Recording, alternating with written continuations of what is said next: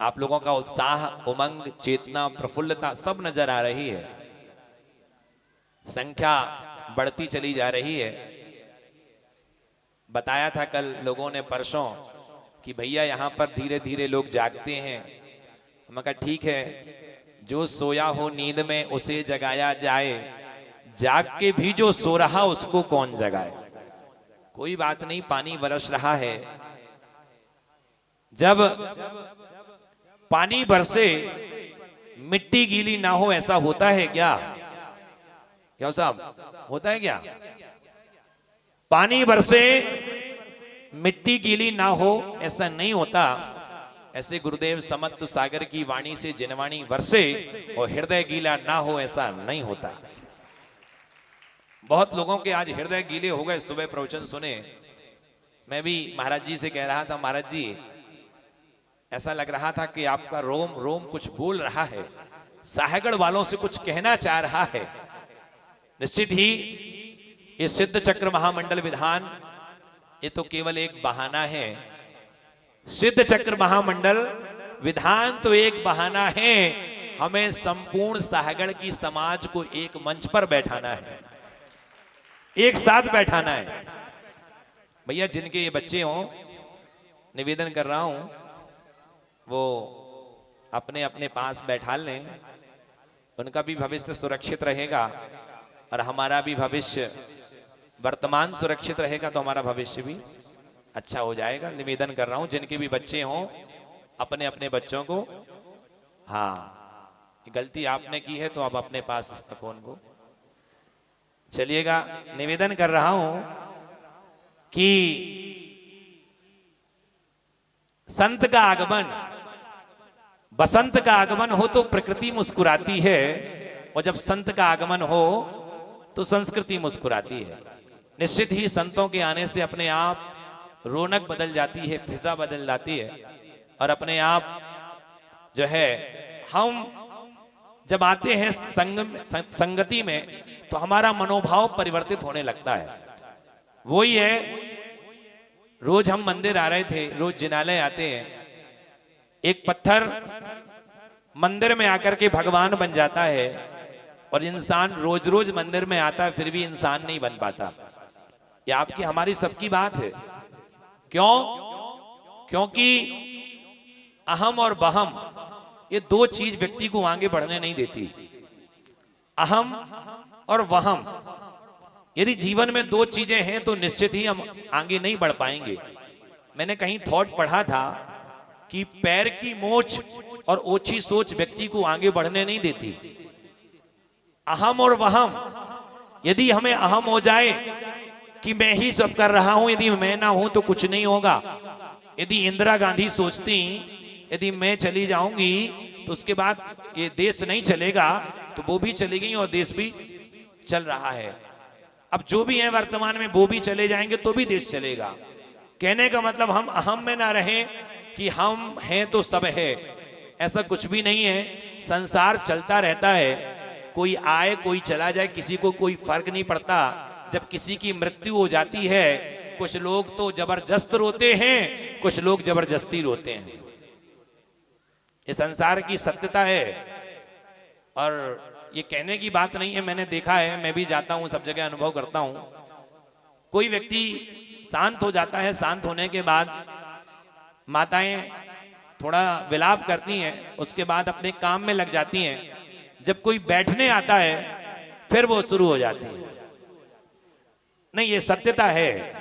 यदि कोई आता है, पहले काम में लगे रहते हैं, फिर कोई बैठने आता है तो फिर रोना शुरू हो जाता है। तो ये संसार है, ऐसा ही चलता है और चलता रहेगा। भैया जिनके जितने बच्चे हैं, मैं निवेदन कर रहा हूं, पुनः निवेदन कर रहा हूं, जिनके भी हैं एक बार शांत कर लो।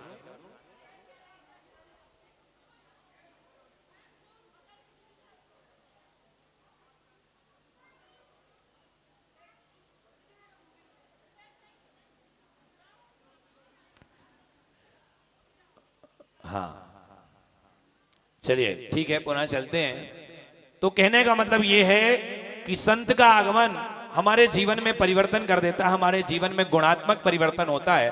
आज मैं 4 बातों पर बात करूंगा। 4 बातें पूज्य मुनिश्री प्रमाण सागर जी महाराज कहते हैं। वही 4 बातें आप लोग हाथ जोड़िए, बोलिए संयोग, थोड़ा जोर से बोले संयोग, थोड़ा और जोर से संयोग, वियोग, उपयोग, दुरुपयोग। क्या क्या बोला? देखो एक बार में याद हो गया, बहुत तीक्ष्ण बुद्धि है आप लोगों की। संयोग, वियोग, उपयोग, दुरुपयोग। पहले हम बात करते हैं संयोग की, कि जीवन में संयोग हुआ है तो उसका वियोग भी होगा। पूज्य महाराज श्री समत्व सागर जी साहगढ़ में आए तो एक दिन जाएंगे, ये परमानेंट रहने वाले नहीं है। जगत में कोई परमानेंट नहीं है। एक गीत आता है ना, जगत में कोई ना परमानेंट, जगत में कोई ना परमानेंट, अंत समय जब आएगा तब उखड़े तंबू टेंट, जगत में कोई ना परमानेंट। तेल चमेली के सर चंदन चाहे लगा लो सेंट, जगत में, जगत में। हाँ तो बोलते जाओ, ये प्रवचन नहीं, ये तो हमारी और आपकी चर्चा चल रही है। प्रवचन तो महाराज जी देते हैं। तो हम ये चर्चा कर रहे हैं कि जगत में कोई परमानेंट नहीं है। जिसका संयोग हुआ है उसका वियोग निश्चित ही होगा, जिसका जन्म हुआ उसका मरण होगा ही होगा। मैंने कल बात कही थी, कितना भी कोरोना के बाद आप लोगों ने, हम लोगों ने वैक्सीन तो लगवा ली, लेकिन वैक्सीन लगवाने के बाद भी कोई अमरचंद नाम तो रख सकता है, अमरचंद हो सकते हैं, लेकिन वो अमर नहीं हो सकता है। नाम बस रखने से कोई अमर नहीं होता। कहने का मतलब यह है कि हमने जीवन में संयोग प्राप्त किया तो वियोग भी होगा। यदि सिद्ध चक्र महामंडल विधान का आज दूसरा दिन है तो एक दिन 8वां दिन भी होगा। उसके बाद सब दिन एक से नहीं होते। विशुद्ध सागर महाराज कहते हैं सब दिन एक से नहीं होते, सबके दिन एक से नहीं होते। छोटी छोटी सी चीजें हैं, छोटी छोटी सी सुक्ति हैं जो हमारे जीवन को परिवर्तित कर सकती हैं। कि सब दिन एक से नहीं होते, सबके दिन एक से नहीं होते, सबके दिन बदलते हैं। जो कभी बूढ़ा है वो कभी बच्चा भी था, वो कभी जवान भी था, अब बुढ़ापा भी आ गया। इसलिए हमें कभी अहम और वहम नहीं करना चाहिए, अहंकार नहीं करना चाहिए कि आज मेरे पास सब कुछ है। अरे सब कुछ होने के बाद भी आपके पास, हमारे पास कुछ भी नहीं है। आपके पास सब कुछ है उसके बाद भी कुछ नहीं है, हमारे पास सब कुछ है उसके बाद भी कुछ नहीं है। क्योंकि हमारे हिसाब से हमारी जिंदगी नहीं चलती। कोई व्यक्ति नहीं चाहता कि हम बीमार हो जाएं, लेकिन वो बीमार पड़ता है कि नहीं पड़ता? पड़ता है। क्यों? क्योंकि उसके हाथ में कुछ भी नहीं है।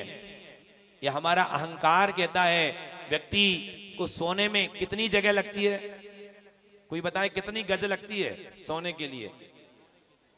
2 गज जमीन, और 2 गज जमीन लगती है।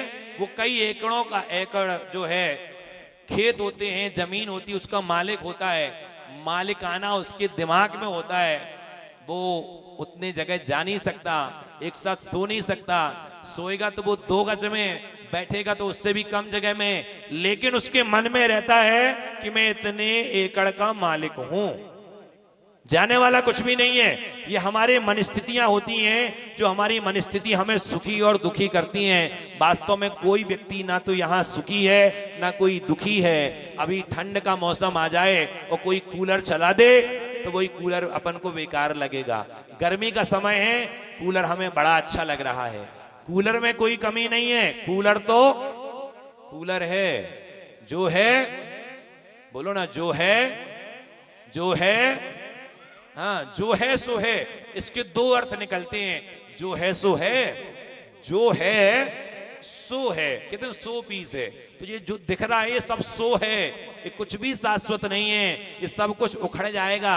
एक दिन 4 महीने के बाद ये डोम लगा के रखा, ये भी उखड़ जाएगा। सबके दिन एक से नहीं होते, सब दिन एक से नहीं होते। इसलिए अहम और वहम नहीं करना चाहिए जीवन में। यदि हमने अहम और वहम पाल लिया तो हमारा कभी भी उत्थान नहीं हो सकता। हम कभी भी अपेक्षा ना करें किसी से।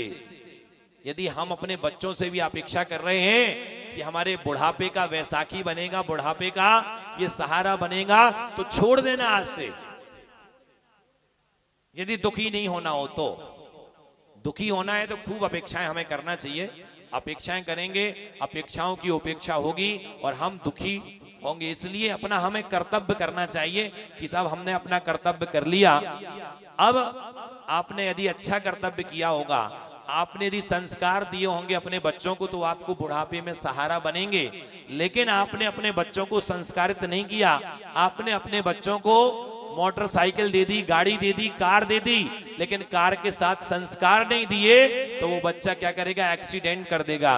उसी प्रकार जीवन रूपी गाड़ी में यदि हमने संस्कारों का बीजारोपण नहीं किया, तो एक दिन वो बच्चा आपको वृद्धाश्रम में छोड़ करके आएगा, उपेक्षा कर देगा आपकी। कई बार हम जाते हैं, लोग बोलते हैं भैया हमारा बच्चा तो विदेश में रहे थे। हमने कहा कि इटली में। हमने की बहुत अच्छी बात, के बच्चा? हम की एक ही लड़का है। हम की बेटी, कि हमारी बेटी की अमेरिका में शादी में, आप और हम और रहते रहे थे। बहुत अच्छी बात है। हमने की कितनी तरक्की करी। तो इससे क्या हम क्या बताना चाह रहे हैं कि हमने पढ़ाया, तो पढ़ाने के बाद वो देश से पलायन कर गए। यदि हम देश में रह करके अपने माता पिता के साथ रहें, पैसा कितना पैसा काम में, एक अवस्था के पास पैसा की भी कोई चाह नहीं रहती। टाटा, बिरला, अंबानी जितने बड़े बड़े लोग हैं, वो क्या खाते? सोना चांदी खाते हैं क्या? क्या खाते हैं?